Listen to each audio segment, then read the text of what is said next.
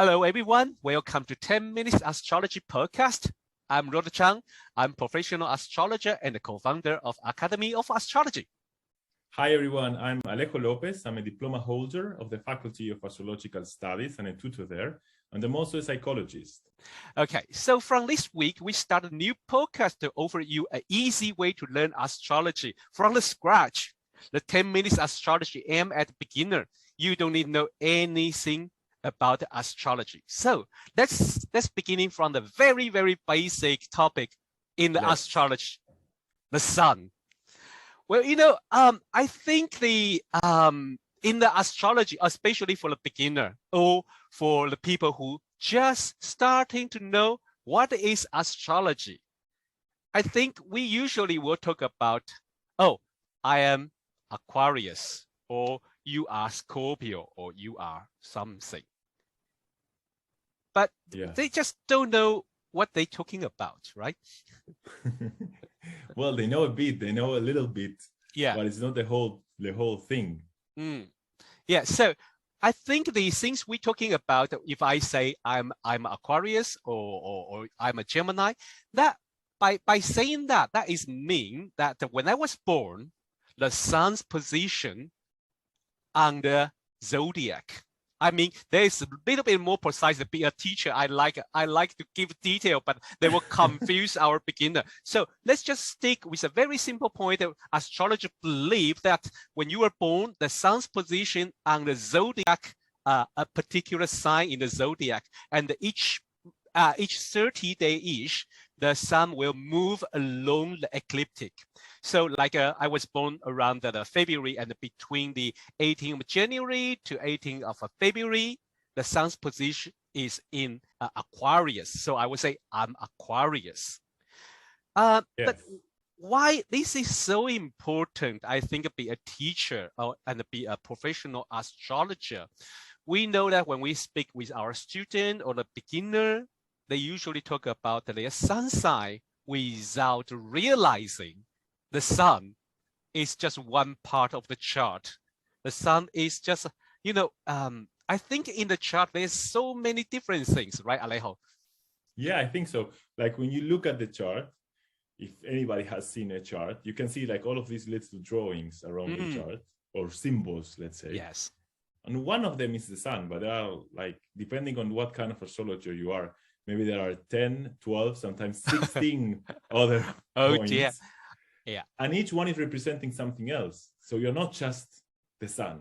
You are lots of things. I think that is very important, that like what we realized between the people just talk about horoscope astrology or sun sign and the professional astrologer, because we will use different language or different vocabulary to describe different planets.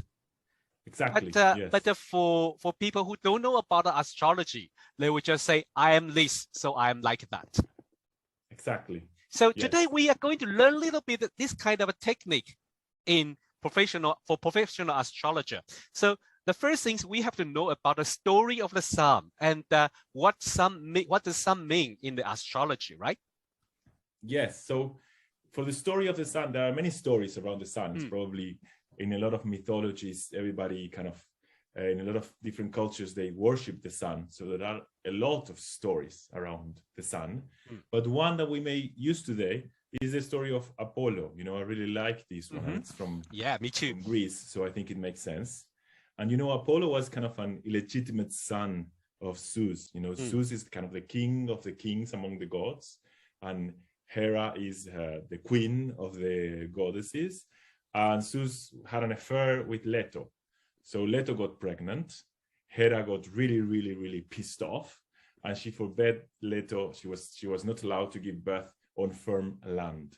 So Leto, imagine, she was super pregnant because she had twins. She had Apollo and also Artemis. And she was kind of wandering around the earth, trying to find a place that is not firm land in order to give birth. And she found this island, Delos, which was not fixed. It was a floating island. So that was the perfect place. And she gave birth to Apollo, which took like nine days and nine nights. So it was a very long birth. So I think from here we can get a lot of ideas about Apollo. First of all, he's like he's a legitimate son. So it's something that needs to fight for its right place. You know, it needs to achieve its place on the world. Yes. Secondly, it was a very difficult birth.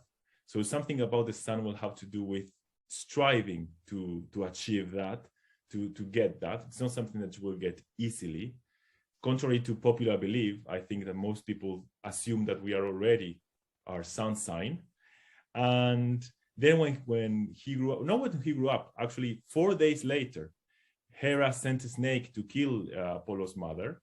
So Apollo asked Hephaestus, who is the god who creates weapons for the gods, to give him a weapon. So Hephaestus gave him a bow and an arrow, and Apollo killed the snake in Delphi, which is where we have the oracle. So Apollo became this god which will tell you the truth, will give you the light of reason. And I think it's something about that also, the sun, trying to find our own truth, right? Yes, exactly. Then Apollo was associated with the sun itself. So it became the light, you know, Apollo is the light. And that's, I think, probably what it's marking in the chart. It's where we are alive, where we have light inside, shining for other people. What do you think? Yeah, I think so. Because I also really enjoy the study astrology from, especially related to mythology. It give us so many ideas about why we describe this planet or this sign in this way, and it gives us some archetype of the symbol, and that is more likely like a modern astrology to using to learn to describe the chart. And also, don't forget, I think we can also, for the beginner, we can also learn astrology from the very simple fact, especially the sun. Other things I couldn't say, but the sun, we experience it every day. Especially like a daylight is warm and we feel alive, we are more active. But without the sun, the world becomes cold, dark, and we feel insecure, we feel straight. So the light and without light, this is the major theme of the sun, is with the light we can see. And with the heat, the plant can grow, it will have a flower and fruit. So this is a simple fact of the sun in the sky we know, give us some very basic idea about astrology, how we talk about the sun, or we say the key word of sun, like energy and the power, life force, or we call it vitality. But it makes us see things. So it's about aware or consciousness. But I know in the traditional astrology, sun is also related to one of the eye. And then also, like you say, it's about how we become a hero. So I think in the I'm not a psychologist, so I couldn't use the word. I think you say heroic journey in the Jungian theme, how we become ourselves, how we become proud of ourselves. So exactly, and you call it's the process of individuation, right? So it's really the idea of the sun. It's really like you are the sun, you are the core, you are yourself. Yes, that is so important. Another thing I want to add it in, and it's very simple, is like we usually, like my teacher Sue Tompkins, when I learned astrology with her, she used the one key word I always feel fascinating about is I want. Sun is I want. So compare with other part of the chart, moon or ascendant, sun means I want to be. I want to become. There is a feature theme there. Like you say, most people think about who I already am. But sun is more like I want to become. So I will chase. Yeah, it's quest, it's chasing. I'm looking for, or I'm fighting for to become like that.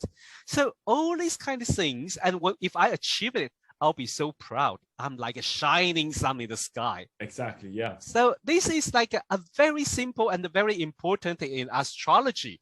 I mean, like there's some exercise we can do. I mean, this this podcast is aimed on the beginner and we can learn astrology together. So I will give you some little exercise so you can do it, make you, you know, a little bit more close to professional astrologer. It's not say you listen this, you will become a professional astrologer, but you know how to thinking like that. For example, there's some things you can think about it after today's episode, like where is my sun sign and what is important for me? Or where is my sun sign and what I want to become? And where is my sun sign and how these describe my heroic journey? How these enlighten me to make me become something important? Let me give an example, like say, oh, for example, if I have sun in Leo, then I will say, well, you know, when I was born, the sun is in Leo. So the creativity is the major theme about the Leo. Then I would say creativity is important for me. And also creativity may bring me more life force, maybe make me feel more alive. Totally. Yeah, it makes you feel alive. Yes. Yeah. So I think when we practice like this, it will be more easy for you to learn astrology and talking like a little bit more professional rather than say, oh, well, so I am I'm this sign, so I'm like this and that. I mean, sometimes I couldn't go back to that, you know, because saying that make me feel like it sounds quite unprofessional. Okay. Yeah. So this is today our podcast. We're talking about the sun. Thank you for listening 10 minutes astrology. This week we learned a little bit about the sun in the astrology. And if you have any question or feedback, please send a message to us at AOA UK on Telegram or email us on aoa.inquiry@gmail.com. You can also find me on Instagram, AOA UK ROD, or you can find Alejo on Instagram. His account is Liminal Cosmos. Yes, Liminal Cosmos. Okay, so next week we're going to talk about something else. We're going to talk about Ascendant, or some people call it rising sign. Stay in tune. Bye.